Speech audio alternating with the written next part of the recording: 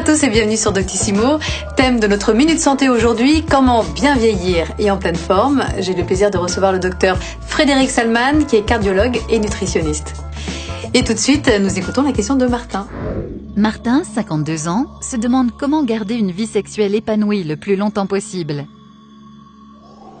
Donc voilà une question intéressante, Martin, parce que le sexe n'est pas seulement source de plaisir, mais ce serait aussi un bouclier anti-âge absolument formidable, le docteur Salman.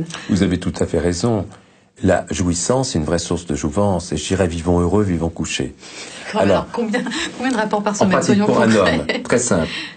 On a découvert que lorsqu'un homme a 21 éjaculations par mois, il diminue d'un tiers les risques de cancer de la prostate. Et si on passe à 12 éjaculations par mois, ça diminue de moitié les risques cardiovasculaires, ça augmente de 10 ans l'espérance de vie.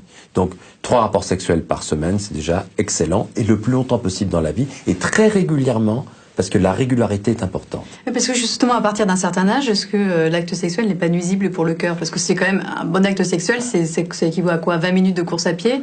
Oui, c'est excellent. Sauf si la personne est cardiaque, elle en discute avec son médecin traitant. Parce qu'il y a des présidents qui en sont morts. Oui, mais c'était une époque où il avait abusé de certains médicaments totalement interdits à l'époque. Mais globalement, si on a une activité sexuelle bien régulière, c'est excellent pour la longévité, aussi bien pour les hommes que pour les femmes, puisque pour les femmes, on a découvert, vous savez, dans les couvents, que les bonnes sœurs avaient plus de cancer du sein. Et la cause est très simple. Chez la femme, quand il y a des rapports sexuels, il y a une sécrétion d'une hormone qu'on appelle l'ocytocine, qui est une hormone qui se libère pour l'accouchement, mais aussi au moment des rapports, hormone de l'attachement à l'autre, du plaisir, de la jouissance. Et cette hormone protège du cancer du sein.